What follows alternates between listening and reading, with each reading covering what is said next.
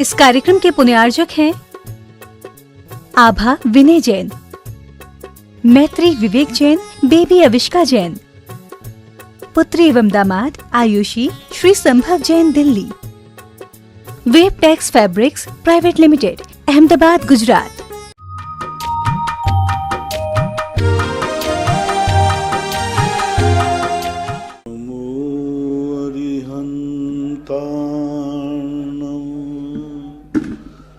नमो सिद्धार्णं, नमो आयर्याणं, नमो वज्रायाणं,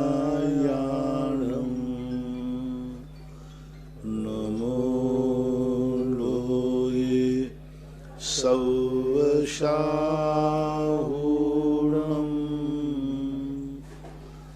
पंच परमेष्टि भगवान की जय हो। आचार्य श्री गुरुवर कुंद कुंद महाराज की जय हो। आचार्य श्री गुरुवर विद्यासागर महाराज की जय हो। परम पूज्य निर्यापक मुनि श्री 108 सुधा सागर जी महाराज की जय हो। श्री निष्कंप सागर जी महाराज की जय। सिरोन से सर्वेश जैन, इनकी जिज्ञासा है, पूज्य गुरुवर के चरणों में त्रिवार नमोस्तु। महाराज श्री, मैं एक पाठशाला का छोटा सा छात्र हूँ। मेरी जिज्ञासा है कि महाराज जी, पाठशाला में पढ़ाया जाता है कि मनुष्य अकेला ही आता है और अकेला ही जाता है, तो फिर हमें संसार में क्यों फंस जाते हैं तथा यह रिश्ते इसी जन्म तक क्यों रहते हैं? ऐसा कौन सा रिश्ता बनाएं जो जन्म जन्म तक हमारे साथ रहे तथा सुख देने वाले हों? कृपया समाधान करने की कृपा करें। यही तो सबसे बड़ी भूल होती है। तभी तो इसी बात को जान करके तो साधु लोग सबको छोड़कर अकेले हो जाते हैं, क्योंकि जब तत्व ही दृष्टि है कि अकेला आया है अकेला ही जाएगा, तो फिर अकेले की जो अनेक प्रकार का जो सम्मेलन है, यह सम्मेलन ही तो मोह का रूप है। अब रही बात सांसारिक व्यवस्थाओं की, तो जिन्हें संसार में रहना है वे अनेक प्रकार के संबंध बनाते हैं और संबंधों से संसार चलता रहता है। यदि संबंधों से संसार नहीं चलता तो फिर संसार तो अभी तक बंद हो गया होता, क्योंकि मरते समय व्यक्ति अकेला ही मर रहा है, लेकिन वो ऐसे संबंध यहाँ छोड़ जाता है कि मरने के बाद भी वो दोनों सब मिल जाते हैं। दो व्यक्ति हैं, माँ बेटे हैं, परिवार है, उनमें ऐसी राग की परिणति हो जाती है, द्वेष की परिणति हो जाती है कि भवांतर में दुश्मन भी मिल जाता है और आत्मीजन भी मिल जाता है। जो व्यक्ति दुश्मनी इसलिए मिल जाते हैं कि ऐसा व्यक्ति कहता है कि मैं चाहे जन्म जन्मांतरों तक भी मुझे दुनिया में दुख उठाना पड़े, लेकिन मैं बदला लेके रहूंगा। ऐसा जो संकल्प कर लेते हैं उनको दुश्मन भी जन्मांतरों में मिलते हैं, और जो राग इतना कर लेते हैं कि चाहे हमें मिटना पड़े, बर्बाद होना पड़े, नरक जाना पड़े, दुर्गति होना पड़े, लेकिन यह वस्तु तो मैं पाके रहूंगा, चाहे उसके लिए मुझे कितनी बर्बादी सहन करना पड़े। तो कालांतर में वह व्यक्ति बर्बाद होता होता भी उन वस्तुओं को पा लेता है। तो वो पा तो लेगा, लेकिन पाने के बाद फिर वो इतना दुख उठाएगा कि फिर वो दोबारा पाने का भाव नहीं करता। रावण ने पूर्व भाव में 3 खंड के राज्य पाने का संकल्प किया। उसने भाव किया कि मैं सारी जिंदगी का मुनि था, दानी था, तपस्वी था, पुजारी भक्त था, लेकिन उसके मन में एक दिन भाव आया कि मैंने जितना धर्म कमाया है, मुझे 3 खंड का राज्य के लिए मैं सारे धर्म को समर्पित करता हूँ। इस संकल्प के कारण, इस राग भाव के कारण से उसको वह चीज मिल गई। मांगने पर मिली, क्योंकि उसका बैलेंस ज़्यादा था। उसने पुण्य इतना ज़्यादा कर लिया था कि उसके पुण्य से तो 3 लोक का राज्य मिल सकता था। 3 लोक के राज्य के लायक पुण्य हो और वो 3 खंड का राज्य मिले तो मिल ही जाता है। जब 1 करोड़ की कोई संपत्ति हो और कोई 10 लाख रुपए का लोन मांगे तो जल्दी पास हो जाएगा। संपत्ति 1 करोड़ की है, लोन तो 10 लाख ही मांग रहा है। इसी प्रकार 3 लोक के नाथ बनने की शक्ति जिसके पुण्य में थी, उसने 3 खंड का राज मान लिया, मिल गया। लेकिन मिलने के बाद जो आज उसकी दुर्गति हुई कि आज वो तीसरे नरक में पड़ा हुआ है। तो जो व्यक्ति राग के कारण से किसी वस्तु को भवांतर में चाहते हैं, भवांतर का रूप देते हैं, उनको मिल तो जाता है लेकिन दुख उठाना पड़ता है, ऐसा मानना चाहिए। अमर बाटन से राजीव जैन की जिज्ञासा है, पूज्य महाराज श्री के चरणों में त्रिवार नमोस्तु। महाराज श्री, व्रत समिति शुभ कार्य हैं, तब फिर उनका पालन करते हुए भी उस जीव को पापी क्यों कहा जाता है? कृपया समाधान करनी कृपा करते हुए। व्रत समिति शुभ कार्य हैं, फिर उनको जो पालन करते हैं उस जीव को पापी क्यों कहा जाता है?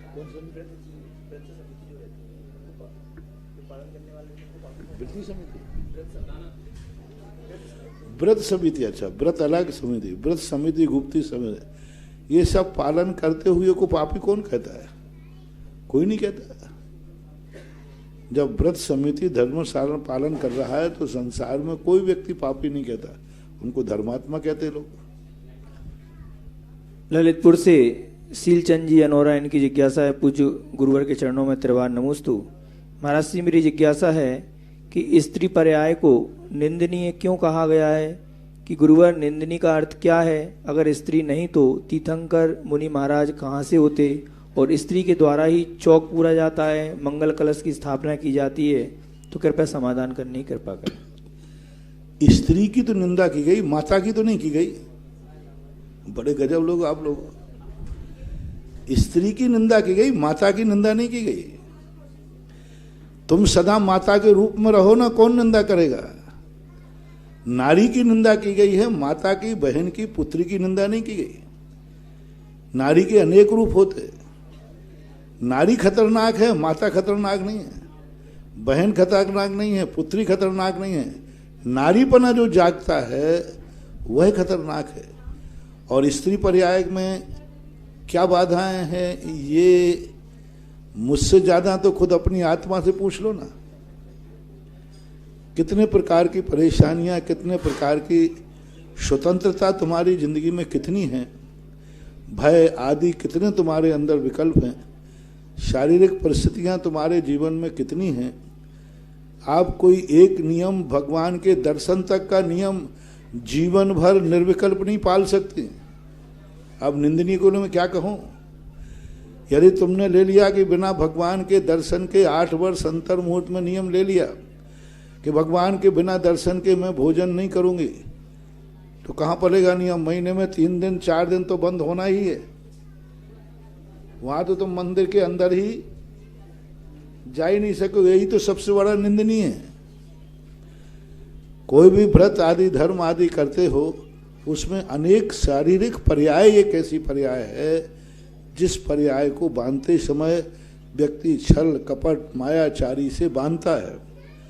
छल कपट मायाचारी से जो पर्याय बनती है उसमें कहीं ना कहीं दंड की व्यवस्था तो है ही, कहीं ना कहीं तो परेशानी होना पड़ती है। और ये तो खुद आप लोग खुद महसूस कर सकते हो कि स्त्री पर्याय में और पुरुष पर्याय में क्या हानि और लाभ हैं। मेरे बताने की कुछ मर्यादाएं हैं। 12 से इंजीनियर पंकज पाटनी, इनकी जिज्ञासा है, पूज्य महाराज श्री के चरणों में त्रिवार नमोस्तु। महाराज श्री, 12वें गुण स्थान में मुनिराज का शरीर परम औदारिक किस प्रकार से होता है? क्या 12वें गुण स्थान में मुनिराज के शरीर में नवीन निगोदीय जीवों की उत्पत्ति नहीं होती क्या? कृपया समाधान करने की कृपा करें। 12वें गुण स्थान में नहीं होता, ये आपने गलत पढ़ लिया है। 12वें गुण स्थान को समाप्त करते अंतिम समय में एक परिशातन नाम की क्रिया होती है। जैसे वो एकत्व वितर्क शुक्ल ध्यान को पूर्ण करेंगे, 3 घातिया कर्मों को नष्ट करेंगे, ज्ञानावरणी, दर्शनावरणी और अंतराय। ये 3 घातिया कर्म नष्ट होते ही तुरंत शरीर में से सारे निगोदिया जीव की परिसातन क्रिया हो जाती है, यानी समाप्त हो जाती है। एक साथ पूरे शरीर के अंदर निगोदिया जीव खत्म हो जाएंगे, कुधात्म्य खत्म हो जाएंगे और 13वें गुण स्थान के प्रथम समय में परम औदारिक शरीर हो जाता है।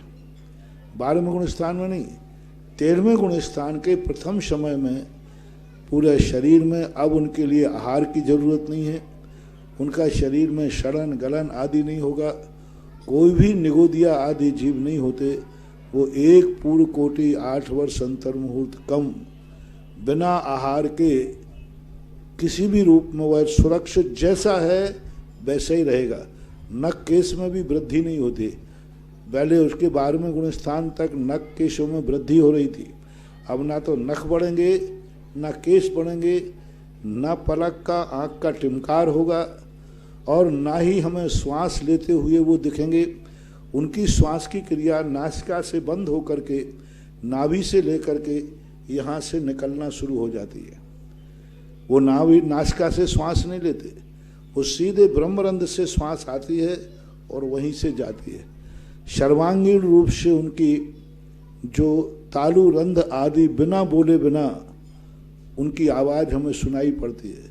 हम देखेंगे तो वे मौन बैठे हैं, ना मुंह खुल रहा है ना ओठ, फिर भी हमारे लिए आवाज़ आ रही है। तो ऐसी कुछ विशेषताएं 13वें गुण स्थान में प्रकट होती हैं, 12वें में नहीं। 12 से ही एक जिज्ञासा हो पूज्य महाराज श्री के चरणों में त्रिवार नमोस्तु। महाराज श्री समो शरण की बापिकाओं और भामंडल में सभी जीवों को अपने अपने 7 भव कैसे दिखाई पड़ते होंगे, कृपया समाधान करने की कृपा करें। 3 अतीत के, 3 भविष्य के, 1 वर्तमान का। अब तुम क्या देखना चाहते हो वो दिख जाएगा। सातों को एक साथ नहीं दिखेंगे, एक एक भाव को आप क्रम से तुम दिख भी जाएंगे तो तुम देख नहीं पाओगे। तो जैसी तुम्हारी इच्छा होती है कि मैं अतीत का भाव देखना चाहता हूँ वो दिख जाएगा, भविष्य का देखना चाहता हूँ वो दिख जाएगा, कोई बाधा नहीं है। भावी पर्याय भी तो कुछ निश्चित हैं। कर्म तुमने ऐसे बांध लिए हैं कि उन कर्मों के कारण से भावी पर्याय का भी निर्माण होता है और भविष्य में यदि तुम्हारा कहीं कोई भाव नहीं होगा तो खाली दिख जाएगा, कुछ नहीं दिखेगा। ऐसा मानो। समर्रा से अंकित जैन इनकी जिज्ञासा है पूज्य गुरुवर के चरणों में त्रिवार नमोस्तु। गुरुवर मेरी जिज्ञासा है कि शांति धारा क्या हम पूज्य आचार्य भगवंत या कोई भी मुनि महाराज के चरणों में शांति धारा कर सकते हैं क्या, कृपया समाधान। नहीं, हर व्यक्ति का अलग पद होता है। देवशास्त्र गुरु बराबर है। जब आप पूजा करते हैं तो ठोने पर दोनों की, तीनों की बराबर स्थापना करते हैं कि नहीं करते हैं? तो पर हम मंदिर में जाके भगवान के बाजू में बैठ जाएं कमल पे, क्यों? आप ठोना में तो बराबर कर ही रहे हो, तो बाजू में नहीं बैठ सकते। आसाधना बहुत बड़ा दोष है। पूजा में करना अलग चीज है। जिन मंत्रों को शांति धारा में बोला गया है वे मंत्र मुनि महाराज भी उनको नमस्कार करते हैं। जिन बीजाक्षरों को शांति धारा में बोला गया है वे बीजाक्षर हम लोगों के लिए पूजनीय हैं और वे बीजाक्षर पूजनीय हम अपने साधु के चरणों में कैसे डालेंगे? अंत में जो मंत्र पढ़ते हैं तो वे क्या होगा? ओम ह्राम ह्रीम ह्रूम ह्रौ ह्रास्या उषा नमः, अंत का एक मंत्र पढ़ते हैं, उसमें अनादय विद्याय नमो रिहंताणम ह्रौम सर्व शांतिम कुरु कुरु। तो अरहंत भगवान को पैरों में लाओ, कैसे संभव है? कहाँ मुनि महाराज और कहाँ अरहंत भगवान, जमीन आसमान का अंतर। अनादि विद्याय नमो रिहंताणम ह्रौम सर्व शांतिम कुरु कुरु स्वा। अरहंत भगवान के लिए कभी कल्पना भी नहीं करना महानुभाव, सोचना भी नहीं। मुनि महाराज अरहंत भगवान के चरणों की धूल हैं। रही बात पूजा की, पूजा में हम मुनिराज या भगवान को स्थापना नहीं कर रहे हैं, वो चावलों में कोई भगवान स्थापित नहीं किए। हम देव सात गुरु की पूजा कर रहे हैं तो ये संकल्प के चावल हैं, उनमें कोई भगवान स्थापित नहीं कर दिए। भगवान बिना पंचकर्मा के नहीं होंगे। तो अब चावल में जो तुम पूजा कर ओम ह्रीम अत्रो आदिनाथ जिनेन्द्राय तिष्ठो तिष्ठो, तो उसका उस चावल का पंचकर्मा किया गया? तो बिना पंचकर्मा के वो पूजी कैसे हो गया? वो संकल्प है कि मैं आदिनाथ भगवान को बुला करके और उनकी पूजा करना चाहता हूं। तो संकल्प के चावलों में देव सात गुरु को एक साथ मिला देने में कोई आपत्ति नहीं। देव सात गुरु को मिला करके जल चढ़ा दिया, चंदन चढ़ा दिया, कोई बाधा नहीं। लेकिन शांति धारा नहीं की जा, वो बहुत पूजनीय है, वंदनीय है। उसके जो मंत्राक्षर हैं, गुरुओं के पाद प्रक्षालन के लिए आज तक दुनिया में कोई मंत्र नहीं बनाया गया, लेकिन भगवान के अभिषेक के लिए मंत्र हैं, बीजाक्षर हैं। ओम राम ह्रीम ह्रूम हम बम बम सम सम तम तम पम पम आदि। ये महान पूजनीय, हम लोग तो इनकी वंदना करते हैं, इनको नमस्कार करते हैं, इनका ध्यान करते हैं। मुनिराजों की चरण वंदना के लिए कोई भी अभी तक मंत्र नहीं बनाया गया और मंत्र बनना भी नहीं चाहिए। ये चरण रज अलग है और जिनेन्द्र भगवान का गंधोदक अलग है। हालांकि इसको भी गंधोदक संज्ञा प्राप्त है, लेकिन दोनों को बराबर की कोटि में नहीं लेना चाहिए। बांदा उत्तर प्रदेश से कृति जैन की जिज्ञासा है। पूज्य महाराज श्री के चरणों में त्रिवार नमोस्तु। महाराज जी, आपने प्रवचन में कहा था कि बेटों को पिताजी से कहना चाहिए कि हमको आपकी न दौलत चाहिए न मकान, लेकिन महाराज जी हम पुत्रियों को क्या करना चाहिए, हम बेटियों का क्या फर्ज होना चाहिए, कृपया मार्गदर्शन करने की कृपा करें। जब बेटे को नहीं लेने को बना कर रहे हो तो बिटिया को कैसे लेना? उनको तो पहले ही त्याग देना चाहिए। अपने भाइयों से विदा होते ही समय कह देना चाहिए, कानून में जरूर हमारा इस संपत्ति पे अधिकार है, लेकिन मैं इस घर को छोड़ रही हूं तो संपत्ति भी छोड़ती हूं। जब मैंने इस कुल का गोत्र छोड़ दिया तो अब इस संपत्ति पर मेरी नीयत खराब नहीं होना चाहिए। कायदा से बेटियों को अपना अधिकार नहीं जताना चाहिए, लेकिन नारी जाति एक ऐसी है कि कई बार ऐसे मौके आ जाते हैं कि वह जहां गई है वहां स्थिति बिल्कुल विपरीत हो जाती है। तो कम से कम इतना तो अस्तित्व उसका बना रहे कि यदि जहां गई है वहां ठिकाना नहीं रहे तो माँ बाप के घर में आकर दो रोटी तो खा सके। ये व्यवस्था इसलिए बनाई गई। कानून में जो बेटी का अधिकार दिया गया वो बहुत बड़ा रीजन है उसका, क्योंकि कानून में ये नियम है, बेटा की तलाक दिया जाएगा पत्नी को तो वो कहाँ रहेगा, जहां था वहीं रहेगा। लेकिन महिला की तलाक होगी तो कहाँ जाएगी? बेटे पत्नी ने पति को तलाक दे दिया, पति कहाँ जाएगा? जहां था वहीं रहेगा। लेकिन महिला क्या करेगी? तो उसको तो कहा गया कि बाप की संपत्ति पर कम से कम तो भाइयों को इतना कह देना चाहिए, जब बेटी ये कहे ईमानदार भाई हो तो बहन भी ईमानदार हो सकती है, कि ये कह दें बहन तुम जहां जा रही हो तो जाओ, लेकिन ये दरवाजा तुम्हें आज भी खुला है और मृत्यु के अंतिम समय तक ये दरवाजा सदा खुला रहेगा। घबराने की जरूरत नहीं है, सदा खुला रहेगा।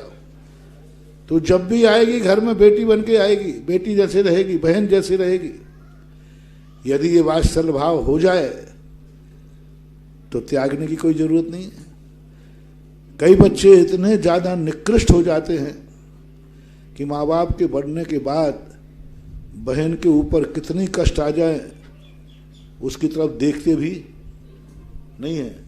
तो फिर मजबूर होकर उसको कोर्ट केस करना पड़ता है कि हमारे बाप की संपत्ति में हमारा हिस्सा चाहिए। ये सब व्यवहार है। अच्छे घरानों की बच्चियां, आज हमें तो गर्व से कहना पड़ता है, जैनियों में 99% बच्चियां अपनी बाप की संपत्ति में दावा नहीं करते।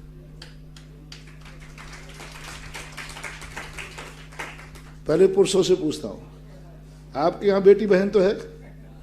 बोलो ना, है। अच्छा, किस बहन ने और किस बेटी ने दावा किया? एक कोई हाथ उठाया यहाँ पे, जिसकी बेटी और बहन ने दावा किया हो कि मेरी संपत्ति पे है। नहीं किया ना? अब मैं अपनी माताओं से पूछता हूं, किसने अपने पीहर पे दावा किया कि मेरा हिस्सा दो? हो ही नहीं सकता। यही तो व्यवहार है, क्योंकि संस्कार हम लोग यही देते हैं कि बहन हो या बेटी हो, भले उसका विवाह हो गया हो, लेकिन यदि वो पराया घर था, यदि संकट आएगा तो पीहर का दरवाजा उसे सदा खुला रहना चाहिए, क्योंकि आखिर है तो तुम्हारी बहन या बेटी है। तो ये वात्सल्य यदि व्यवहार चले तो कोई ये झंझट नहीं आते। ये झगड़े वहीं आते हैं जब भाई खतरनाक हो जाता है और बेटी परेशान हो जाती है, तो अंत में मजबूर होकर उसे दावा करना पड़ता है। ऐसी मजबूरी आने ही नहीं देना चाहिए। फिरोजाबाद से प्रासुक जैन, इनकी जिज्ञासा है, पूज्य महाराज श्री के चरणों में नमोस्तु। महाराज जी, जिज्ञासा है कि जैसे समय सार जी में आत्मा के बारे में बताया गया है, उसी प्रकार क्या नियम सार और प्रवचन सार में भी इसके बारे में बताया गया है? कृपया समाधान करने की कृपा करें। तीनों ग्रंथ अध्यात्म के रत्नत्र अलग अलग ढंग से समझाने का प्रयास किया है। समय सार में फल बताया गया है, प्रवचन सार में उस फल को पाने का उपाय बताया गया है। इसलिए ज्ञेयाधिकार, ज्ञानाधिकार और चारित्राधिकार। समय सार है वो परम वस्तु जो हमें प्राप्त करना है। प्रवचन सार में उसको बताने का उपाय बताया गया है। पंचास्तिकाय में इस सृष्टि का स्वरूप बताया गया कि संपूर्ण जो सृष्टि है इसका स्वरूप क्या है, किस रूप में है। तो ये तीनों ग्रंथ यदि कारण कार्य से जोड़े तो जुड़ जाएंगे, और अलग करो तो तीनों का स्वरूप अलग अलग है। रामगंज मंडी से सोवेद जैन, इनकी जिज्ञासा है, पूज्य गुरुवर के चरणों में त्रिवार नमोस्तुर। गुरुवर, मैंने देखा है कि मुनिराज जब आहार करने प्रारंभ करते हैं तो सबसे पहले एक कायोस्वर करते हैं और आहार के पश्चात भी एक कायोस्वर करते हैं। गुरुवर, वो ऐसा क्यों करते हैं? क्या हम गृहस्थ भी भोजन के पहले और बाद में भी कायोस्वर कर सकते हैं? इसका हमारे गृहस्थ जीवन पर क्या प्रभाव पड़ेगा? समाधान। क्योंकि हम लोग जिस समय आहार करते हैं, करने के बाद प्रत्याख्यान करते हैं कि अब मैं इस आहार को कल की आहार बेला तक के लिए त्याग करता हूं, और मन से, वचन से, काय से त्याग करता हूं। जो त्याग की हुई वस्तु को पुनः उसको ग्रहण करने के लिए, उस नियम को पूर्ण होने पर खोलने के लिए एक कायेश्वर किया जाता है। गृहस्थों को भी भोजन के पूर्व, भोजन के बाद करने से उसका यही माना जाता है कि भोजन कर लिया, जब तक दोबारा भोजन नहीं करेगा वो भोजन का त्यागी माना जाएगा। ऐसे में उसको आयु बंध होगा तो नियम से देव गति का ही होता है। भोजन के बाद जो हम लोग कायेश्वर करते हैं कि अब मेरे कल तक के लिए भोजन का त्याग है, अब मेरा इसी बीच में मरण भी हो जाए तो देवगति निश्चित है, और इतनी देर के अंदर बीच में देवगति का ही बंद होगा, दूसरी गति बंधेगी ही नहीं, क्योंकि नियम चल रहा है, त्याग का नियम चल रहा है। तो एक जो अंतिम कायेश्वर किया जाता है, इसका बहुत बड़ा महत्व होता है।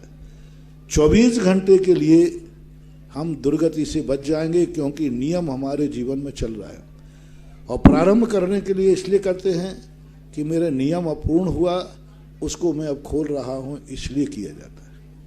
महाराज श्री, जब अपन मुनि महाराज भोजन करने के बाद कायेश्वर करके भोजन का त्याग कर देते हैं, तो फिर आचार्य महाराज के पास में जाके फिर भोजन का प्रत्याख्यान करते हैं, त्याग करते हैं, ऐसा क्यों? व्यवहारिकता है, जाना कोई जरूरी नहीं। कई बार नहीं जा पाते हैं, जैसे हम लोग हैं, नहीं जाते हैं तो कोई जरूरी नहीं है। वो एक व्यवहारिकता है कि गुरु महाराज हैं तो उनकी साक्षी में लेकर के ग्रहण करते हैं, क्योंकि देखो स्वयं भी प्रायश्चित कर लेते हैं लेकिन गुरु हैं तो उन्हीं के सामने करो ना। तो वो एक व्यवहारिकता है, गुरु का सम्मान है। बांदा से कृति जैन की जिज्ञासा है, पूज्य महाराज श्री के चरणों में नमोस्तु। महाराज जी, आप कहते हैं कि बड़ों के पैर पड़ने चाहिए क्योंकि उनकी पैरों की में एनर्जी होती है, लेकिन महाराज जी अगर बड़े लोग बुरे हों, व्यसनी हों, गंदे आचरण हों तो क्या तब भी उनके पैर पड़ना चाहिए? कृपया समाधान करने की कृपा करें। व्यसनी हों, वो बड़े कहाँ रहे, वो बड़े कहाँ रहे? व्यसनी हो, दुर्गुणी हो, उम्र से बड़ा ही मात्र बड़ा नहीं है। यदि दुर्गुणों से युक्त है तो वंदनीय नहीं, उसकी वंदना करने को कहाँ कहा? बड़े तो वही हैं, बड़ा वही कहलाता है जो तुमसे अधिक कोई एक गुण उसमें ज्यादा हो। एक गुण ज्यादा है सो बड़ा है, और यदि कोई गुण ज्यादा नहीं है तो दही बड़ा है। हाँ, वो तो दही बड़ा है, उसके लिए क्या लेना देना है, ऐसे मान लेते। भीलवाड़ा से हर्षित जैन इनकी जिज्ञासा है, पूज्य गुरुवर के चरणों में त्रिवार नमोस्तु। महाराज जी, जब भी किसी व्यक्ति जिसे मैं जानता हूँ उन पर क्रोध करते हुए देखता हूँ तो मैं उसे समझाता हूँ कि क्रोध करना गलत है, परंतु जब मुझे क्रोध आता है तो मैं क्रोध करता हूँ, और जैसे ही क्रोध जाता है तो चिंतन करता हूँ कि व्यर्थ ही मैंने क्रोध किया, और यह एक नहीं अनेक बार ऐसा होता है। गुरुजी, यह चिंतन उस समय क्यों नहीं आता जब हमको क्रोध आता है? कृपया उचित मार्गदर्शन करने की कृपा करें। परोपदेश कुशल बहु तेरे। दूसरे को समझाना सरल है और स्वयं समझना कठिन है, यही तो सबसे बड़ी बात है। और बात ये होना चाहिए, पहले स्वयं समझना चाहिए, बाद में दूसरे को समझाना चाहिए। इसी भूल का परिणाम तो हो रहा है। तो सबसे पहले व्यक्ति को स्वयं निरंतर तत्व चिंतन। व्यक्ति क्या है, दुर्घटना के बाद चेतता है, अज्ञानी दुर्घटना के पहले चेतता है। जब व्यक्ति भागते दोनों हैं, पाप करके भी पापी भागता है, चोर डांका डाल के भागता है, हत्यारा मार के भागता है, वो अज्ञानी कहलाता है। और ज्ञानी चोरी से भागता है, वो चोरी करके भागता है और ये चोरी से भागता है। वो पाप करके भागता है, ये पाप से भागता है। ज्ञानी व्यक्ति स्वयं पहले अपने आप में दृष्टि रखता है और निरंतर, तुम्हें क्रोध आने के बाद तुम चिंतन करते हो, क्रोध आने के पहले चिंतन करोगे क्रोध आएगा ही नहीं। क्रोध आने के पहले चिंतन करो। पश्चाताप तो तुम्हें भी होता है। मैंने देखा है जेल में रहने वाले 90-95% लोग पश्चाताप करते हैं। मैंने जेलों में प्रवचन किए, ऐसे प्रवचन सुनते हैं, 1-1 घंटे तक हाथ जोड़े बैठे रहते हैं और उनके चौसरदार आंसुओं की बहती रहती है पश्चाताप की आग। उनसे पूछो, मैंने इंटरव्यू भी लिए, बोल महाराज पता नहीं मेरे से ऐसा क्यों हो गया, कैसे हो गया, क्यों हो गया, हो तो गया है, पश्चाताप कर रहा है। अब यही जो पश्चाताप बाद में हो रहा है, यही पश्चाताप पाप करने के पहले हो जाए तो पाप होगा ही नहीं। इसलिए पहले चिंतन करो तो ऐसी स्थिति नहीं आएगी। अंकुर कॉलोनी सागर से ऋषभ जैन इनकी जिज्ञासा है, पूज्य गुरुवर के चरणों में त्रिवार नमोस्तु। महाराज जी, 2 तारीख के प्रवचन में आपने कहा था कि बेटियों को अपना मकान इसलिए बनाना चाहिए कि माँ बाप का मरण उस मकान में हो सके, जिससे मकान मांगलिक हो जाता है। महाराज जी, जिज्ञासा है कि बेटे ने मकान बनाया और माँ बाप ने आचार्य जी के चरणों में जाकर संलेखना ले ली, वह समाधि हो गई, तो मकान बनाने से क्या लाभ होगा और कैसे मांगलिक हुआ? अरे बाबू, ये तो और मजा आ गया। अब वो मकान उनको मरने की अपेक्षा उनके चरणों की रज मकान में डाल दो तो महामांगलिक हो गए। इससे अच्छा और क्या होगा? यदि कोई पिता तुम्हारे मकान बनने के पहले ही संन्यास लेकर धर्मात्मा बन गया तो उसकी डेड बॉडी से ज्यादा पवित्र उसके चरणों की रजी है, चरणों का रज यानी उसका आशीर्वाद है, बहुत सफलता है। जब कभी विहार करके आए तो ऐसी भावना भाव कि उस घर में उनके आहार हो जाए, सो बेड़ा पार हो जाए। जय हो जय हो। हाँ, आहार हो जाए, क्या बात हो सकता है। यदि दीक्षा नहीं लेते तो हमने कहा था भाई मरण हो जाए बेटे के मकान में पिता का, बहुत अच्छी बात है। और नहीं हुआ तो मुनिराज बन गए तो भावना भाव कि हमारे हार हो जाए, और नहीं हो पाए तो आशीर्वाद बहुत।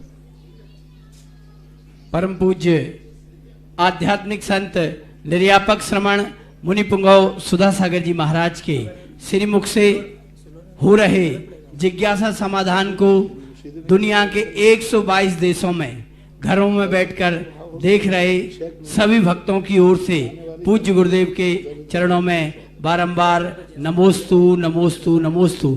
जिनवाणी चैनल, सुधा कलश चैनल, पारस चैनल के माध्यम से घर घर से पूज्य गुरुदेव धर्मात्मा जन, श्रद्धाजु जन पूज्य गुरुदेव के चरणों में नमोस्तु अर्पित कर आशीष चाहते हैं। पूज्य गुरुदेव के आशीर्वाद से देशनोदय तीर्थ है चमलेश्वर जी में एक अद्भुत कार्य हुआ है, और वह अद्भुत कार्य है प्रतिदिन पूरे चौगले से भक्तों के काफले जाएंगे और प्रभु का अभिषेक शांति धारा करेंगे। पूज्य गुरुदेव ने एक अद्भुत संदेश भारतवर्ष की जैन समाज को दिया है, चाहे वह तुबोंजी हो, देवगढ़ हो, बजरंगगढ़ हो और अनेक क्षेत्र। इसी क्रम में अब एक नया नाम जुड़ा है, वह है चमलेश्वर तीर्थ। प्रतिदिन इस हेतु वाहन की भी स्वीकृति आ गई है, और साथ ही साथ 52 सप्ताह के पूरे दातारों की सूची आई है। आज भी एक दातार का नाम इसमें आया है। शांति धारा रथ व्यवस्था में 25,000 रुपए की राशि प्रदान करने का सौभाग्य प्राप्त किया है। श्रीमान धन्नालाल जी, रमेश कुमार जी, सुनील कुमार जी, विपुल कुमार जी, निर्भय कुमार जी, सेठिया परिवार महुआ ने। यदि परिवारजन हो तो पधारें और आशीर्वाद प्राप्त करें। इनकी ओर से प्रतिवर्ष 25,000 रुपए की राशि, जो 52 सप्ताह हैं उनमें एक एक व्यक्ति ने एक एक दिन की स्वीकृति प्रदान की है, एक एक हफ्ते की। महुआ सेठिया परिवार से पूज्य गुरुदेव के चरणों में नमोस्तु निवेदित कर आशीर्वाद प्राप्त कर रहे हैं। इसी क्रम में आज श्रीमती सुशीला जी, श्री गणेशी लाल जी बोहरा, बड़ा नया गांव ने 11,000 रुपए की राशि यहाँ मंत्री जी को नगद प्रदान की है। बाउंड्री वाल के लिए 11,000 रुपए की राशि का नाम शिला में भी लिखाया है। आइए हम सब चलें जिज्ञासा की ओर। पूज्य गुरुदेव के श्री चरणों में नमोस्तु निवेदित कर प्रथम जिज्ञासा रखेंगे सचिन जैन बूंदी। माइक पहुंचा है सचिन जी के पास।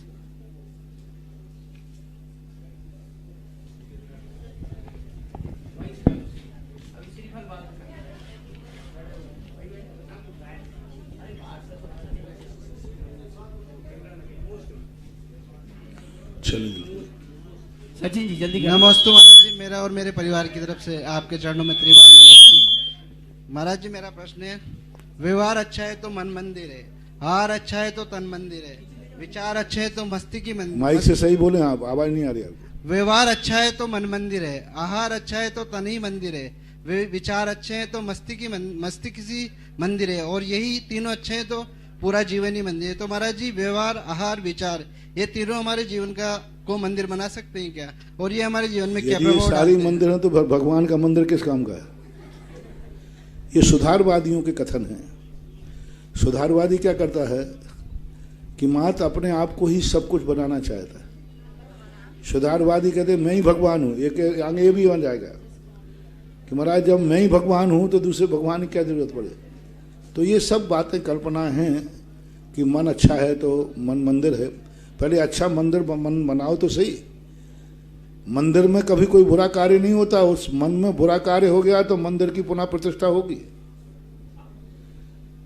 अब मन यदि अच्छा है तो अब मन को संभालो कि मन में कभी बुराई नहीं हो पाए। यदि बुराई हो गई तो फिर आई एम सॉरी प्लीज। कितने बार मन को शुद्ध करोगे, कितने बार मन को अशुद्ध करोगे? दिन भर में कितने बार अशुद्ध होता है मन? तो फिर वो मंदिर कैसे रहेगा? प्रतिदिन दिन भर में प्रतिष्ठा ही करते रहोगे। तो ये सब सुधारवादियों के चिंतक हैं। ये एक भावना कहलाती है इसको क्रिया रूप नहीं मानना चाहिए। ये मान करके लोग मंदिर छोड़ देवें तो ये बहुत बड़ी भूल हो जाएगी। मंदिर एक शाश्वत अविनाशी देवता का मंदिर है, जो देवता कभी अपवित्र नहीं होता। जो देवता उस मंदिर में बैठता है वो कभी अपावन नहीं होता, वो सदा पवित्र रहता है। जो सदा पवित्र रहता है वो जहाँ रहता है उसको मंदिर मान सकते हैं। अब जितनी चीजें आपने बोली हैं, यदि ये शाश्वत अविनाशी पवित्र हो जाए तो कोई बाधा नहीं, पर वो स्वयं ही भगवान बन गया तो मंदिर तो होगा ही होगा। सबसे बड़ी शर्त है शाश्वत। हम मंदिर में उसी देवता को बैठालते हैं जिसका मन, जिसका वचन, जिसका सब कुछ अब कभी गंदा नहीं होगा, हमेशा उसका पवित्र ही बना रहेगा। ऐसी दशा को जिनको प्राप्त हो जाते हैं वे मंदिर कहलाते हैं। बाकी ये कल्पनाओं के, भावनाओं के मंदिर हैं, इनसे कोई ताल्लुक होने वाला नहीं। ये सदा से नीतिकार कहते आए हैं, इनसे कोई लाभ होने वाला नहीं। बात ये अलग है कि भावना भाना चाहिए कि मन को इतना पवित्र बनाओ कि वो मंदिर बन जाए, आत्मा को इतना पवित्र बनाओ कि शरीर मंदिर बन जाए, ये कहा है शास्त्रों में। लेकिन बन जाए ये शास्त्र, ये भावनात्मक रखना, क्रियान्वित नहीं करना।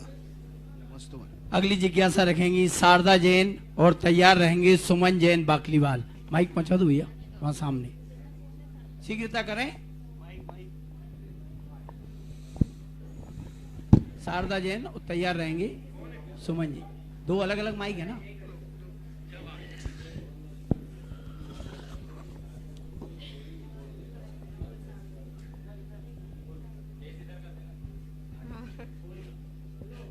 मुनिवर के चरणों में त्रिकाल नमोस्तु नमोस्तु नमोस्तु। महाराज जी, मेरा प्रश्न है कि मंदिर जी में, गाँव में मीटिंग मंदिर में करते हैं तो करना चाहिए या नहीं करना चाहिए? मीटिंग यदि शांति से, बड़ों के सम्मान के साथ होवे और धर्म कार्य की होवे तो फिर भी ठीक है। बनियों की मीटिंग तो कैसी होती है भगवान ही मालिक है। घर से ही चलते हैं कि आज अपन को उसकी उतारना है, और कुछ भी करने के पहले कहते हैं हमारा विरोध है। अरे भाई सुन तो लो, क्या है? बोले तुम जो कहोगे वो विरोध है। पार्टी तो ऐसे बन के बैठती, मैं कुछ कहना चाहता हूं तो बीच में कहा जो तुम कहना चाहे तो उसका मेरा विरोध है। तो भाई मैंने तो कहा ही नहीं है। बोले तुम कुछ भी कहो मेरा। तो ऐसी मीट के भगवान के सामने मंदिरों में करके बहुत बड़ा पाप कर लेते हैं, द्वेष करते हैं। राग और द्वेष जिन भगवान के सामने होना दोनों का विनाश है। राग द्वेष करने वाला और जिसके निमित्त से राग द्वेष हुआ है, उन दोनों का नियम से बहुत बड़ा विनाश है। वहां बैठना ही नहीं चाहिए जिस मीटिंग में राग द्वेष की संभावना हो। महाराज जी, एक प्रश्न और है, जो अच्छा काम करता है फिर भी उसको बुराई मिलती है, ऐसा क्यों? आज अच्छा कर रहा है, कल उसने बुरा किया था। मैंने कहा ना, जेल में हर व्यक्ति धर्मात्मा हो जाता है, अच्छा आदमी हो जाता है। जेल जाने के पहले अच्छा हो जाता तो जेल होते ही नहीं। जेल में जाने के बाद अच्छा होना और जेल जाने के पहले अच्छा होना, ये अंतर रहता है। आज वो अच्छा हो गया, हो सकता है उसका अतीत का कुछ ऐसा गलत रहा हो। आदिनाथ आज अच्छे दिख रहे थे हमें, तीर्थंकर थे, लेकिन अतीत में वो अच्छे नहीं थे। उन्होंने एक बैल को दुख दिया था, तो वर्तमान में तो वो अच्छे थे, लेकिन अतीत में अच्छे नहीं थे। तो दंड तो अतीत का मिलता है, वर्तमान का भविष्य में पुरस्कार मिलता है। सुमन जी बाकलीवाल और तैयार रहेंगे मनोहर लाल जी बूंदी। सुमन जी। गुरुवर के चरणों में त्रिवार नमोस्तु नमोस्तु नमोस्तु। गुरुवर, मेरी जिज्ञासा है, अष्टानी का महापर्व आ रहे हैं, तो अष्टानी का महापर्व में देखा जाता है कि प्रत्येक व्यक्ति आजकल थाली में ही सिद्ध चक्र मंडल विधान कर लेते हैं, तो क्या यह उचित है? यदि करते हैं तो उनको दोष लगता है, तो उसका समाधान? गरिमापूर्ण नहीं है, नंबर कम मिलेंगे। एक मारना बांध करके, कलश स्थापित करके, संकल्प पूर्वक के करके करते हैं, उसके नंबर अधिक हैं। यदि ऐसा कर रहे हैं तो गलत तो नहीं है, लेकिन पूरे नंबर भी नहीं है। जैसे कॉपी में लिखा रहता ना, इतने नंबर राइटिंग के हैं, इतने नंबर इसके हैं, इतने नंबर, यहाँ भी है, मारने के नंबर हैं, मंगल कलश स्थापना के नंबर हैं, अखंड ज्योति का नंबर है, और 8 दिन तक मैं संकल्प करता हूं कि शिक्षक मंडल विधान इस प्रकार कर, उसके नंबर हैं। वे सब नंबर कम होते जाएंगे। द्रव्य चढ़ाने का जो नंबर है वो मिल जाएगा। द्रव्य में भी उसने क्या चढ़ाया है? हाँ, कई बार शिक्षक मंडल विधान में 2-2 चावल चढ़ाते जाओ तो 1 किलो ही मैंने, तो उसके नंबर कम होंगे। सीधी बात, यहाँ नंबर एक एक चीज के नंबर होते हैं। जितने आइटम हटते जाएंगे उतने नंबर उनके कम होते जाएंगे। इसलिए मैं गलत तो नहीं कहूँगा, लेकिन अच्छे मार्क भी, अच्छे डिवीजन, अच्छे नंबर भी नहीं आएंगे, ऐसा माना। महाराज जी, एक प्रश्न और है। मैं जो अपना समाधान लेकर आई हूँ, एक जिज्ञासा लेकर आई हूँ कि गुरुवार हमारे बूंदी चौगान मंदिर में पधारें, तो क्या गुरुवार का आशीर्वाद हमारे सिर पर रहेगा? क्या गुरुवार का आशीर्वाद हमको मिलेगा? ये जिज्ञासा समाधान है, आशीर्वाद समाधान नहीं है। दोनों ही। मनोहर लाल जी तैयार रहेंगे। मनोहर लाल जी, और अगली जिज्ञासा रखेंगे श्री अमोलक चंद जी जैन मांडलगढ़। परम पूज्य मुनि पंगो 108 श्री सुधा सागर जी महाराज से संघ को त्रैवार नमोस्तु नमोस्तु नमोस्तु। महाराज जी, मुनिराज व आचार्य श्री के पहले 108 लगाते हैं तथा आरिका माता जी के पहले 105 लगाते हैं। इसके पीछे क्या रहस्य है? मुझे शास्त्र में ये बात मिली नहीं। तो ही नहीं सकता। किसी शास्त्र में कहीं भी 108, 1008, 105 ये परंपरा कहाँ से चली, क्यों चली, ये अमरबेल के समान इसकी कोई जड़ नहीं। पूज्यवर शांति सागर महाराज के बाद लोग ऐसा कहने लगे, लिखने लगे। उसके पहले पूज्यवर शांति सागर महाराज के पहले किसी भी शास्त्र में कहीं भी इस प्रकार की कोई परंपरा नहीं मिली। ये परंपरा कहाँ से आई, क्यों आई, ये कहना मुश्किल है। फिर भी एक तथ्य मिला है। जैसे आप लोग पहले कुछ लिखते थे, एक अक्षर को 2 बार लिखना हो तो एक अक्षर लिख करके ऊपर 2 लगा देते। हाँ, जैसे बार बार लिखना है, हाँ, तो बार लिख कर क्या कर देंगे, बार 2 यार, तो उसका अर्थ क्या हो जाएगा, डबल बार। 2 बार। इसी प्रकार श्री लिख करके 108 लग दिया, यानी 108 श्री श्री, एक सम्मान का सूचक। 105 श्री श्री, ये तो तथ्य थोड़ा बैठता है, बाकी आगम में, शास्त्रों में इसका कोई लक्ष्य नहीं। अब जब लगाने लगे तो कुछ ना कुछ अर्थ तो निकालना ही पड़ेगा। तो लोग कहने लगे कि 108 पाप कर्मों को जो रोक रहे हैं वो महाराज हैं, और छोला के 11 आरिकाएं 3 कम रोक रहे हैं क्योंकि उनके पास कपड़ा है, वस्त्र है। तो ये सब चिंतन है, आगम नहीं है। नमस्ते महाराज जी। परम पूज्य गुरुदेव, कल एक व्हाट्सएप में समाचार पढ़ा। समाचार पढ़कर अत्यंत प्रसन्नता हुई, और प्रसन्नता का कारण मैं अपना स्वयं इसलिए व्यक्त कर रहा हूं। श्रमण संस्कृति संस्थान सांगानेर में जो आपके आशीर्वाद से संस्थान की स्थापना हुई, पूज्य गुरुदेव, उस शिलान्यास समारोह में मुझे सम्मिलित होने का सौभाग्य मिला। वहां विशाल भवन का शिलान्यास आपके 1996 के चातुर्मास के उपरांत हुआ। पूज्य गुरुदेव, कल जो समाचार पढ़ा उससे मन अत्यंत प्रसन्न है। मैंने अब तक जितने विद्वानों की पीएचडी, डॉक्टरेट की पदवियां पढ़ी, वो प्राय यूनिवर्सिटी में और अपनी तमाम योग्यताओं को पूर्व में प्राप्त कर पीएचडी होल्डर हुए। लेकिन कल जो समाचार पढ़ा, पंडित किरण प्रकाश जी, जो कि हमारे श्रमण संस्कृति संस्थान के प्रारंभिक बैच के विद्यार्थी हैं, उन्होंने पूरी शिक्षा श्रमण संस्कृति संस्थान से प्राप्त करने के उपरांत श्री ग्रंथराज कार्तिक अनुप्रेक्षा से कार्तिक स्वामी जी द्वारा लिखा गया। अभी व्याख्याता हैं, उपराचार्य भी हैं जी। पूज्य गुरुदेव, उन्होंने पीएचडी डॉक्टरेट की पदवी प्राप्त की है, और मैं इस बात से प्रसन्नता के साथ ये निवेदन कर रहा हूँ। समाचार है। बहुत संस्थान के बहुत अच्छे बच्चे पीएचडी भी कर रहे हैं। मेरा सभी बच्चों से कहना है कि अपनी पढ़ाई का उद्देश्य रख करके जब तुम संस्थान से शास्त्री और आचार्य करते हो, तो हमारा उद्देश्य होता है कि आप लौकिक पढ़ाई के साथ आजीविका के साथ धर्म भी करें, क्योंकि कला 72 पुरुष की ताम 2 सरदार, एक जीव की जीविका दूजा जीव उद्धार। तो जीविका चलाने के लिए तो दुनिया भर की पढ़ाई है, लेकिन संस्थान इसलिए खोला कि आपकी जीविका भी चले और जीव का उद्धार भी हो। तो प्रत्येक विद्यार्थी को जैन दर्शन पर पीएचडी जरूर करना चाहिए। मैं हमेशा प्रोत्साहन करता हूं कि संस्थान से जो बच्चे शास्त्रीय आचार्य करते हैं उनको जैन दर्शन पर पीएचडी जरूर करना चाहिए। सर्विस करें या ना करें, सर्विस में चले जाएं तब भी पीएचडी करो। डॉक्टर पन्नालाल साहित्याचार्य ने 60 वर्ष की उम्र में पीएचडी की थी। जब वो 60 वर्ष के हो गए, हम लोग सन 1980 में जब जय सागर में थे आचार्य महाराज के साथ में, उस समय उनके पास पीएचडी की उपाधि आई। तो महाराज ने कहा कि तुम अभी पढ़ रहे हो? बोले महाराज उस समय नहीं पढ़ा तो अब पढ़ रहा हूं। 60 वर्ष की उम्र में पीएचडी की उन्होंने। तो सारे विद्यार्थियों से मेरा कहना है कि सब लोग डॉक्टर जरूर करें। ये पीएचडी का बहुत बड़ा महत्व है। पीएचडी से एक ग्रंथ की उपयोगिता बढ़ जाती है और पीएचडी करने से तुम्हारी खुद की भी योग्यता बढ़ जाती है। एक पंडित लिखना और एक डॉक्टर लिखना, एक उसकी पोजीशन हो जाती है। किरण प्रसाद जी को आशीर्वाद।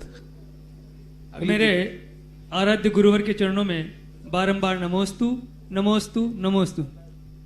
गुरुदेव, जिज्ञासा है, महापुराण की गाथा नंबर 718, 19, 20 में रामचंद्र जी हनुमान को सम्मेद शिखर से योग निरोध कर 8 कर्मों का नाश बताया है, जबकि मांगी तुंगी से उनका निर्वाण क्षेत्र निर्वाण कांड भाषा में बताया गया है। ये विरोधाभास महाराज जी क्या है? ये विरोधाभास नहीं है, जिसको गुरु परंपरा से जो मिल गया। अब भगवान पारसनाथ को बिजोलिया से भी मानते कोई लोग, कोई यही क्षेत्र से मानते। तुम किससे मानते हो? हम तो पारसनाथ बिजोली मानेंगे, क्योंकि बिजोलिया में रहते हो ना, बिजोलिया के पास रहते। और यदि दिल्ली में रह रहे होते तो यही क्षेत्र मानते। अब दोनों के लिए प्रमाण मिलते हैं, ये मतभेद कहलाते हैं। मतों में अंतर आ गया। किसी ने ऐसा मान लिया कि सम्मेद शिखर से गए, राम हनु सुग्रीव सुडील गए गवाक, ये मांगी तुंगी का आता है। तो अब अपन इसके संबंध में कुछ नहीं बता। ये पक्का है मोक्ष गए हैं। नहीं, ये तो है गुरुदेव, पर महापुराण ये तो दोनों मतों से ये सिद्ध हो गया कि मोक्ष गए हैं। तो अपन को स्थान से पूजा करना है कि सिद्ध भगवान की करना है? अब जहां से गए होंगे दोनों जगह को नमोस्तु नमस्ते। कोई इसका समाधान अपन कर ही नहीं सकते। केवल ज्ञानी समाधान कर सकते, अवधिज्ञानी समाधान कर सकते हैं। और आज दोनों ज्ञान उपलब्ध नहीं है। इतिहास में ऐसे बहुत सारे, आप देखो भगवानों के जन्म तिथि पर, मोक्ष तिथियों पर कितने मतभेद हैं। कोई उनको मोक्ष कभी मानते, कोई कभी मानते। जन्म के सब बहुत चीजें ऐसा। अगली जिज्ञासा रखेंगी सुशीला जी, और इसके पहले मैं आमंत्रित कर रहा हूं श्री बांसपूज दिगंबर जैन कृष्ण नगर राम मंडी कोटा से हमारे बीच जो कमेटी आई है, आदरणीय हुकुम काका जी के साथ जो प्रतिनिधि आए हैं वे पधारें और पत्रिका पूज्य श्री के कर कमलों में भेंट करें। श्री सुशीला जी अपनी जिज्ञासा रखेंगी और तैयार रहेंगे श्री कमलेश जी। गुरुवार के चरणों में त्रैवार नमोस्तु नमोस्तु नमोस्तु महाराज जी।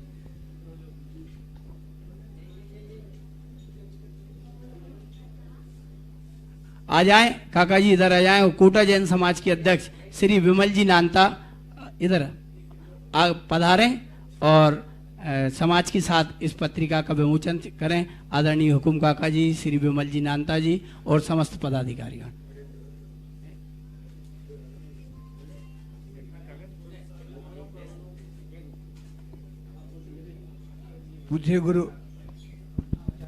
पूज्य गुरुवर के चरणों में कोटा सकल दिगंबर जैन समाज की ओर से त्रिवार नमोस्तु नमोस्तु नमोस्तु। गुरुवर, आपके आशीर्वाद से कृष्णा नगर मंदिर भव्य निर्माण होकर तैयार है और प्रतिमा जी की प्रतिष्ठा बिजोलिया पंच कल्याणक में हो चुकी है। अब प्रतिमा जी को विराजमान करना है, उसके लिए आपसे आदेश लेकर 9, 10, 11 जो उनकी तिथि निश्चित की गई है। और अब कोटा समाज और कृष्णानगर मंदिर समिति ये चाहती है कि आपके सानिध्य में ही मूर्ति जी का विराजमान हो और ऐसा अतिशय हो, जो कि पहले मैंने श्री आपके चरणों में निवेदन किया था कि अभी 8 ही वहाँ अतिशय हुए, 9वां अतिशय आपके सानिध्य में कोटा में हो, ऐसा मैं आपसे आशीर्वाद चाहता हूँ। मैं इस समय भीड़ से बहुत बच रहा हूँ महाराज जी, हम भीड़ नहीं करेंगे, पूरा कोरोना प्रोटोकॉल से चलेंगे। और कोटा सकल दिगंबर जैन समाज चाहता है कि आपके चरण कोटा में पड़े और चतुर्मास भी कोटा में ही हो, ऐसा हम आपसे निवेदन आपके श्री चरणों में। देखो अब कैसा करता देखते हैं। अब इसकी स्वीकृति प्रदान करें। तो परिस्थितियां ऐसी हैं। अभी देखो बूंदी वाले महिला ने एक प्रश्न किया, मैं क्या करूं, अभी बूंदी जाता हूं तो शाम को इतनी भीड़ पड़ेगी और भीड़ से डर करके ही मैं बाहर से निकल रहा हूं।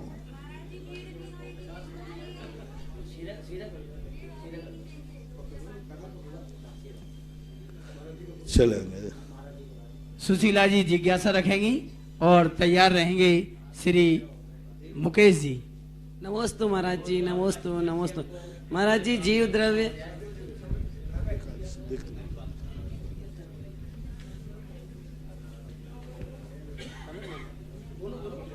द्रव्य जीव तत्व और जीव पदार्थ में क्या भेद होता है? जीव द्रव्य जो कहलाता है, एक जीव द्रव्य वस्तु है। कोई भी जब वस्तु होती है तो वह वस्तु अपना कोई भाव रखती है।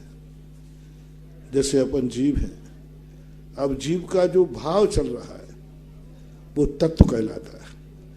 और उन भावों से जब जीव सुशोभित होता है तो उसकी नई संज्ञा होती है पदार्थ समझने के लिए।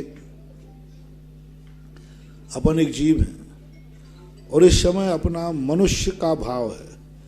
तत्व क्या है? मनुष्य का भाव। तो जो मनुष्य की अपन क्रियाएं कर रहे हैं ये हुआ तत्व। अब इस जीव को नाम क्या बनाया गया? मनुष्य। कोई हम अपन लोगों को मनुष्य कहेगा कि जीव कहेगा? मनुष्य कहेगा। मुनि महाराज कहेंगे, पुरुष कहोगे, महिला कहोगे, तो वह जिस संबंधी भाव करता है वो भाव करने के बाद जो उसको टाइटल मिलता है वो पदार्थ है। जैसे पुजारी एक जीव है और पूजा करना उसका तत्व है, भाव है, तो वो तत्व हुआ। और जब पूजा कर रहा है तो उस जीव का नाम क्या रख दिया? पुजारी। अब उसको कोई जीव नहीं कहता। अपन सब लोग जीव हैं कि नहीं, लेकिन कौन किसको जीव कहता है? कोई जीव है? जीव। अब किसकी प्रधानता हो गई? जिसमें जो भाव है उस भाव के नाम से पुकारा जाएगा। तो मुनि बन गया तो जीव हूं, लेकिन कोई जीव नहीं कहता, कहेंगे मुनि महाराज। आप श्रावक हैं, जीव हैं, लेकिन आपको कहेंगे श्रावक।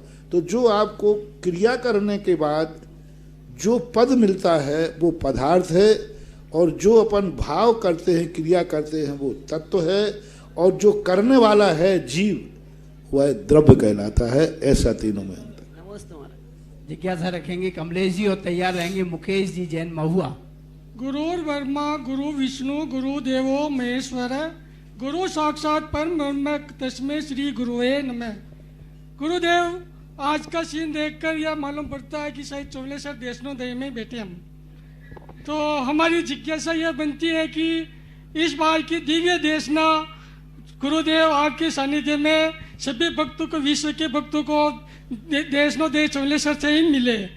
और हमारी ये जिज्ञासा है, इसके लिए हम आप हमें आशीर्वाद प्रदान करें। कुछ दिनों पहले व्हाट्सएप पे भी आया था कि संभावित चतुर्मास सुधासागर जी का देशनोदय चौलेश्वर पार्श्वनाथ, उस संभावित चतुर्मास को संभव चतुर्मास करना चाहते हैं। संभावित वाले तो बूंदी वाले भी नारा लगा रहे थे। तो संभावित तो सब होता है, कहाँ क्या होता है वह होगा तभी बताऊंगा। श्री मुकेश जी महुआ और तैयार रहेंगे प्रवीण जी गोधा। गुरुदेव के चरणों में मेरा और मेरे परिवार का बारंबार नमोस्तु नमोस्तु नमोस्तु। महाराज जी, ये संसार, इसमें जीव अजीव, जीव जंतु, पशु पक्षी, मनुष्य, प्राणी सभी है। महाराज जी, उसमें सर्प का काटा हुआ जहर से आदमी बच सकता है और पशु के काटे हुए से भी बच सकता है, लेकिन मनुष्य के काटे हुए से मनुष्य क्यों नहीं बच सकता है? ऐसा क्यों है? मनुष्य क्यों नहीं बच सकता बोल? महाराज जी, मनुष्य की ईर्ष्या। असल में क्या होता है, वो दांतों से काटते हैं इसलिए बच जाता है। दांत का घाव थोड़ा, और ये तो या तो बातों से काटेगा, बनिया होगा तो कलम से काटेगा, और ठाकुर दादा हुआ तो तलवार से काटेगा। तो इसके काटने के जो हथियार हैं वो बड़े पहने हैं, और उनके काटने के हथियार मात्र दांत हैं, और दांत तो कितना छोटा होता है। इसलिए सांप के तो बिल्कुल छोटा, इतना छोटा दांत होता है, बहुत ही छोटा दांत होता है। अब उतने दांत से वो जहर लग जाता है। ये मुहावरा है कि सांप का कांटा बच सकता है, मनुष्य का कांटा नहीं बच सकता। काटने का अर्थ है, मनुष्य यदि बैर साध ले तो व्यक्ति को मिटाने का भाव करता है। सांप बैर साधता है तो अपने को बचाने का भाव करता है। सांप काटता है अपने को बचाने के लिए, और मनुष्य किसी के प्रति बैर साधता है उसको मिटाने के लिए। सांप कब काटेगा? उसको स्वयं को बचाने के लिए, कि जिससे ये मुझे मारे नहीं। और मनुष्य जब किसी के पीछे पड़ता है तो अपने को बचाने के लिए नहीं, सामने वाले को निपटाने के लिए, कि भाई इसको हमें साफ। अब वो मन से भी करता है, वचन से भी करता है, शस्त्र से भी करता है, क्योंकि मनुष्य जो है प्री प्लानिंग करता है। मनुष्य की कसायत तेज होती है। पशु ज़्यादा याद नहीं रखता, मनुष्य याद रखता है। पशु की स्मृति शक्ति कुदरत से बहुत कम होती, सांप की भी ज़्यादा नहीं होती, कुछ विशेष सांपों को छोड़ करके। लेकिन मनुष्य की स्मृति तो इतनी होती है कि वह कसाई की बातें ज़्यादा याद रखता है, महाराज की बातें याद नहीं रखता है। हाँ, महाराज के प्रवचन तो प्रवचन के बाद ही उठते ही का पता नहीं महाराज ने क्या कहा था। एक बार एक व्यक्ति आया, बोले महाराज जी मेरी बिल्कुल स्मृति शक्ति गायब हो गई, याद ही नहीं रहता, आपके प्रवचन ही याद नहीं रहते। मैंने कहा अच्छा, तो अब कोई मरीज है तो जांच तो करूंगा, बिना जांच के दवाई कैसे दे दूं? तो मैंने कहा अच्छा जांच करता हूं, ये बताओ 10 साल पहले तुम्हारा किसी से झगड़ा हुआ था? बोले महाराज हुआ था। क्या? अरे महाराज पूरी एक एक बात याद है। मैंने कहा जांच मशीन में तू सही है, जा दवाई और दे देता, आफत और हो जाती। 10 साल पहले की बात उसको याद है, क्या क्या कहा था वो याद है, समय याद है, सब कुछ याद है, बस अकेली याद नहीं है तो महाराज की बात याद नहीं क्यों? तो कसाई की बातों को मनुष्य ज्यादा याद रखता है, यही उसकी भूल है। दुश्मन है वो, तो दुश्मन के याद रखने के लिए तो कैसेट खाली है, लेकिन अच्छी बात जो कहने वाले लोग हैं उनकी बात के लिए कैसेट खाली नहीं है। यही दोष, इसी कारण सर्प मर करके 5 मिनट तक जाता है और मनुष्य मर करके 7 मिनट तक जाता है। सर्प कितना भी खूंखार हो, कोबरा हो, कैसे भी हो, कितना भी कसाई हो, वो 5 मिनट से नीचे नहीं जाता। लेकिन मनुष्य यदि अपनी खूंखार बताए तो सीधा 7 मिनट जाता है। ये अंतर रहता है। श्री प्रवीण जी गोधा और तैयार रहेंगे भारतवर्षीय दिगंबर जैन तीर्थ क्षेत्र के निवृत्तमान उपाध्यक्ष श्री हुकुम जी काका साहब। मेरे परम आराध्य गुरुदेव के चरणों में मेरे व मेरे परिवार व चौलेश्वर चोकले की तरफ से नमोस्तु नमोस्तु नमोस्तु। गुरुदेव, चोकले की भावना के अनुसार आज अभिषेक में हम लगभग 25 जने गए थे, बड़े आनंद पूर्वक अभिषेक हुआ, लेकिन एक कमी खिली। महाराज ऐसा लगा जैसे क्षेत्र बिल्कुल सुनसान हो गया, जैसे वहां के पत्थर खाने को दौड़ रहे थे। गुरुदेव, चतुर्मास कम से कम एक चतुर्मास हमें मिले। और मेरी जिज्ञासा यह है गुरुदेव, कि दान और दक्षिणा में जैन धर्म में दान और दक्षिणा का क्या महत्व है, और इसमें अधिक महत्वपूर्ण दान है या दक्षिणा, और इसका पात्र किस प्रकार चयन करें? जसू खेड़ा वालों, जो तुम बात कह रहे हो कि वहाँ बहुत सुना लगा, आप मैं अभी यहाँ बैठा हूँ, आप पूरी जांच कर लिए, मैं वहां से कुछ भी लेके नहीं आया। भाव नहीं ले आए और आप तो देख, हाँ पिछली कमंडल था तो मेरा था, वो तुम्हारा था नहीं। हमारी और उसको भी देखना हो तो अभी कमंडल वहीं रखा होगा। हमारे तो क्या करूं, ना तो मैं कुछ ले जाता हूं और ना कुछ लाता हूं। फिर भी साधुओं की होता है स्थिति, साधु जब आता है तो संत जब आते हैं तो हमेशा वसंत जैसा माहौल बन जाता है। जय हो, जय लेकिन हो। साधु को उसी बसंत विहार के लिए विहार भी करना पड़ता है। पानी आपको ही पीना है, पानी आपको ही पीना है। रुका हुआ पानी स्वास्थ्य के लिए लाभदायक है या बहता हुआ पानी है? बहता हुआ पानी है महाराज जी। है? एक बार और बोलो, बहुत अच्छा बोले। बहता हुआ पानी तो बहने दो ना, तो स्वच्छ पानी पीने मिलेगा। तो और रोकोगे तो रुका हुआ पानी उतना स्वच्छ नहीं होता। तो गुरुदेव बहता बहता वापस। तो ये महावीर स्वामी ने ही कहा है कि हे श्रवण, तुम बहते रहना, जिससे श्रावकों को स्वच्छ पानी मिलता रहे, रुकना मत, नहीं तो ये तो वैसे ही गंदे पानी में रहते हैं और तुम्हारा गंदा और मिलेगा। इसलिए साधु जितना बहता रहेगा उतना साधु स्वच्छ रहेगा। और साधु कहीं एक स्थान पर तुमने देखा होगा, मेरा कोई तीर्थ क्षेत्र नहीं और मेरे बराबर किसी के पास तीर्थ क्षेत्र नहीं। जय हो, जय हो। तुम मुझे किस क्षेत्र वाले कहोगे, फलाने महाराज किस वाले हैं? और कितने कितने राजस्थानी की देख लो ना, कितने। और यही पवित्रता हर साधु में होना चाहिए। साधु किसी एक क्षेत्र से नहीं बनना चाहिए। साधु वो है जहां बैठ जाए वो तीर्थ क्षेत्र बन जाना चाहिए। जय हो, जय हो, जय हो। यही पवित्र महावीर स्वामी का सबसे बड़ा संदेश था। इसलिए महावीर स्वामी को सर्वोदयी कहते हैं। कुछ साधु एक तीर्थ क्षेत्र बनाकर मठाधीश बन के बैठ जाते, बपोती समझ के बैठ जाते, वही उनकी जिंदगी हो जाती है, वही उनकी आजीविका हो जाती है। क्या हो गया? तीर्थ बना लिया। तीर्थ बनाया है कि अपनी रोजी रोटी बनाई है, अपनी आजीविका बनाई है। मठाधीश बन करके बैठ जाते। साधु को, साध्वियों को, ब्रह्मचारियों को, जितने भी त्यागी वृत्ति होते हैं, सबको बहते रहना चाहिए। उनमें ताकत होना चाहिए। एक क्षेत्र में सब, अरे उनकी तो इतनी ताकत है, जहां जहां पेड़ पड़े भाई संतन के, वे जग तीरथ। जय हो गुरुदेव। जय हो, जय इन हो। पंक्तियों को सफल कौन करेगा? यदि हम एक ही स्थान पर बैठ जाते, बाबू, मैंने आज तक किसी भी तीर्थ क्षेत्र को बैठ के नहीं बनाया। हर क्षेत्र पर मंगलाचरण करता हूं, शुरू करता हूं और आगे बढ़ जाता हूं। तुम्हारे लिए सब कुछ लग रहा है, हम तो उस नीति पर चलते हैं। फूल चुनने के लिए रास्ते में मत रुको, आगे बढ़ो, गुलदस्ता इंतजार कर रहे। जय हो, जय हो। बढ़ो आगे। एक तीर्थ पे रुक गए तो क्या, ना जाने कितने तीर्थ, और अभी तक एक पे रुक गए होते तो इतने तीर्थ नहीं बने। यदि बिजोलिया रुक गए होते तो चौलेश्वर क्या होता है, और बिजोलिया के पहले यदि आमा रुक गए होते तो सीलोदय का क्या होता।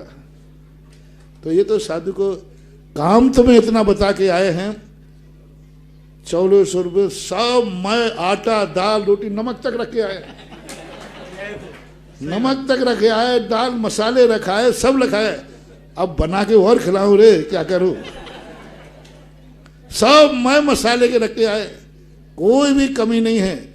और जो अब तुम लोगों ने अभिषेक करने के मंडल बनाए हैं, ये मंडलों को जीवित रखो, और यही मंडल को जो जो जीवित रहेंगे, यह जो मेरी भावना है और तुम्हारी भावना है, इस भावना को पूरे करेंगे।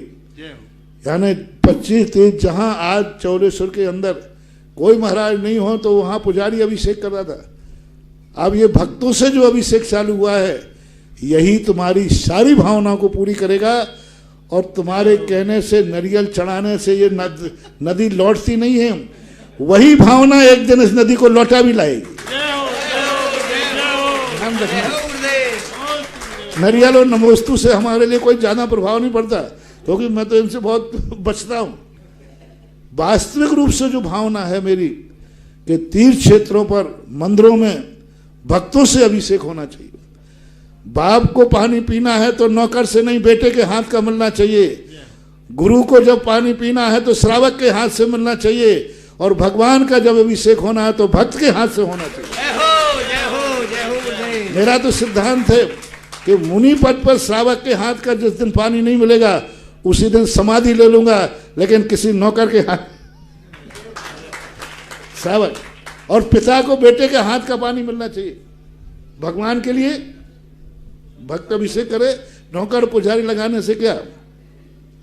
तो जो अभी 7 मंडल बना करके तुम लोगों ने कार्य किया, बस यही जीवित रहो, यही भक्ति तुम्हारे प्रश्न का जवाब बन सकती है। और जिज्ञासा रख रहे हैं श्री हुकुम जी काका। परम पूज्य निर्यापक श्रमण मुनि पुंगव 108 सुधा सागर जी महाराज के पावन चरणों में त्रिकाल बार नमोस्तु नमोस्तु नमोस्तु।